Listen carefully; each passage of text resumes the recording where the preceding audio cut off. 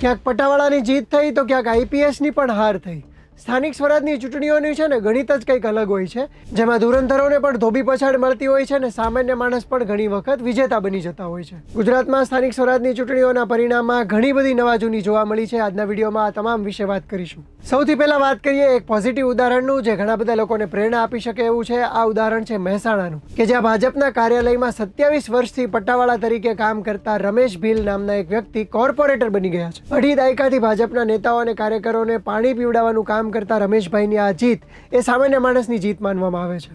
મિત્રો, લોકશાહીની આ જ મજા છે। જો તમે નિષ્ઠાપૂર્વક કામ કરો અને સખત મહેનત કરો તો ક્યારેક એનું પરિણામ મળી શકે છે અને ચમત્કાર પણ થઈ શકે છે। રાજ્યમાં ઘણી બધી જગ્યાએ આવી રીતે સામાન્ય વ્યક્તિ ઉપર ભરોસો મૂકીને એમને ટિકિટ આપવામાં આવી ને એમાંથી ઘણા બધા વિજેતા પણ બન્યા। લોકશાહીની વાત કરી રહ્યા છે તો એના બીજા ઉદાહરણ પણ છે, જેમ કે જે નેતાને આ રાજ્યની પ્રજાએ ધારાસભ્ય બનાવ્યા હતા એ જ નેતાએ પક્ષ પલટો કરતા એમને જિલ્લા પંચાયતની ચૂંટણીમાં પણ પરાજય થયો। વાત કરી રહ્યા છીએ પૂર્વ ધારાસભ્ય ભૂપત ભાયાણીની, જે આપમાંથી ભાજપમાં જોડાઈ ગયા અને હવે જૂનાગઢમાં જિલ્લા પંચાયતની ભેસાડ બેઠક ઉપર એમનો પરાજય થયો છે। અને પરાજય પણ કોની સામે થયો?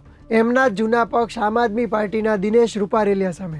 બીજા એક ઉમેદવારની હારની પણ આવી જ ચર્ચા થઈ રહી છે અને એ છે માયાભાઈ આહિરના પુત્રી સોનલબેન ડેર। ચાવંડ બેઠક ઉપરથી એમનો તો પરાજય થયો, પરંતુ માયાભાઈને બેવડો ઝટકો લાગ્યો છે, કારણ કે એમના ગામમાં પણ કોંગ્રેસની જીત થઈ છે અને ભાજપની હાર થઈ છે। તો બીજી તરફ ક્રિકેટર રવિન્દ્ર જાડેજાના બહેન નયનાબા જાડેજાએ રાજકોટ મનપામાંથી કોંગ્રેસ તરફથી ચૂંટણી લડી હતી, પરંતુ એમનો પરાજય થયો છે। જેમની હારની ચર્ચા વધારે છે એમાં એક આઈપીએસ અધિકારી પણ છે। નિવૃત્તિના થોડા મહિના પહેલા જ રાજીનામું આપીને ભાજપમાં જોડાયેલા આઈપીએસ મનોજ નીનામાનો ઓડ બેઠક ઉપરથી પરાજય થયો છે। તો આવા જ એક પરાજયનો સામનો સુરત મ્યુનિસિપલ કોર્પોરેશનની ચૂંટણીમાં મનોજ સોરઠિયાને કરવો પડ્યો છે। આમ આદમી પાર્ટીના ગુજરાત પ્રદેશ સંગઠન મહામંત્રીને અહીં હારનો સામનો કરવો પડ્યો છે।